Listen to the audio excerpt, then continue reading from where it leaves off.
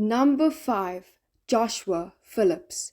In November 3rd, 1998, when 8-year-old Maddie Clifton went missing, police instantly began suspecting that it could be one of her neighbors.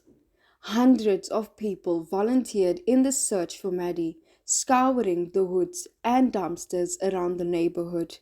The search for Maddie ended a week after she first disappeared, but it wasn't searchers or police who found her.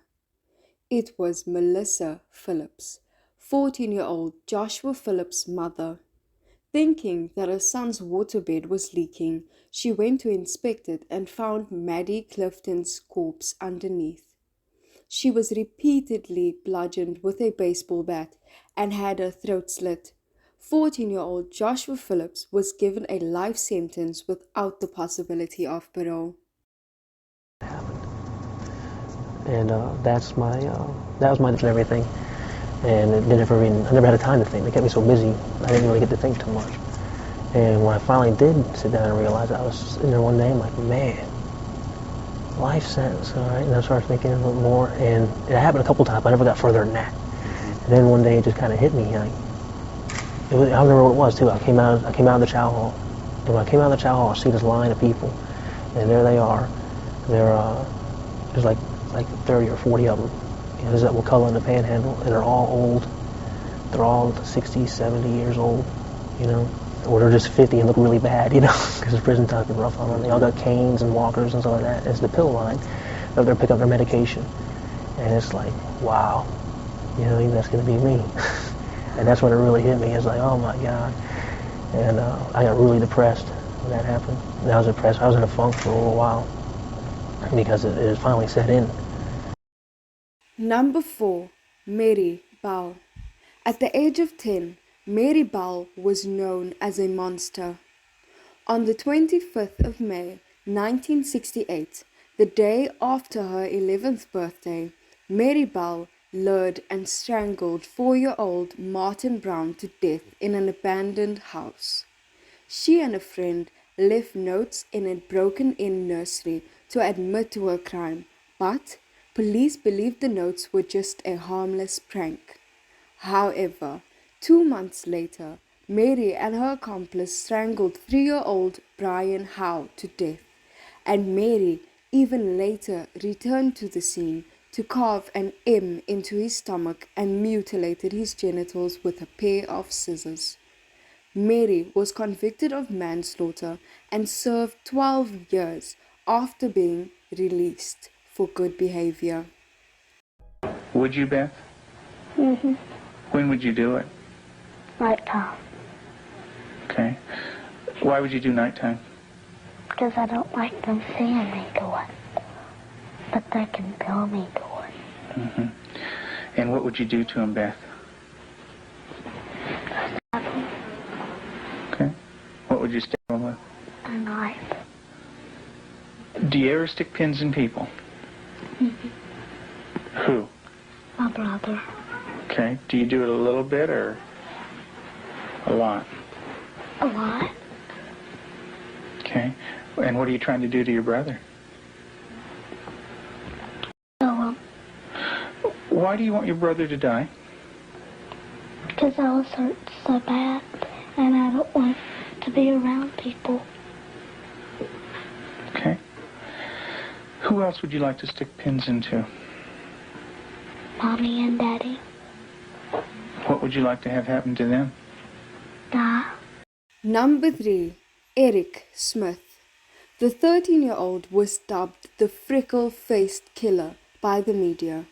Derek Robbie was lured into a wooded area by Smith on the promise of showing him a shortcut.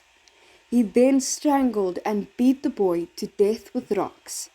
He also sodomized Derek with a stick and poured Kool-Aid into his wounds.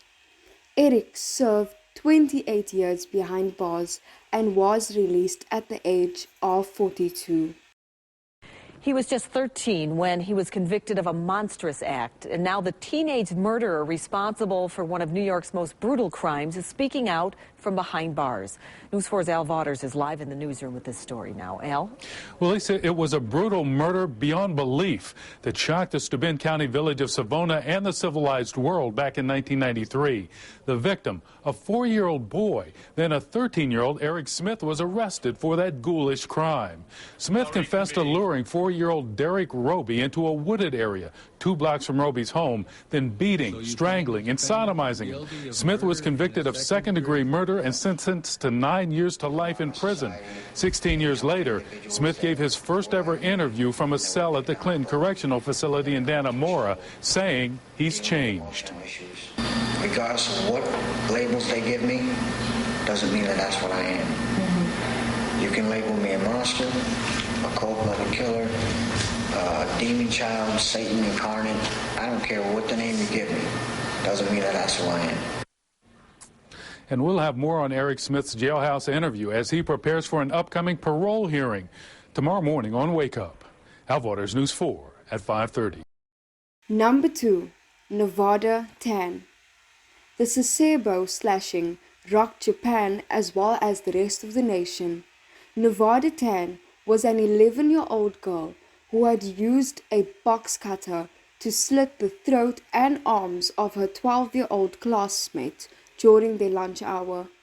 She then returned to her classroom covered in blood, and the teacher, who initially had noticed both girls were missing, unfortunately stumbled upon the body and informed the police. Nevada Tan claimed that she and her classmate had gotten into an argument over some messages left on the internet. She was, however, not convicted for her crime, but was instead sent to a medical reformatory as she was diagnosed with Asperger's syndrome and many underlying mental issues. Number 1.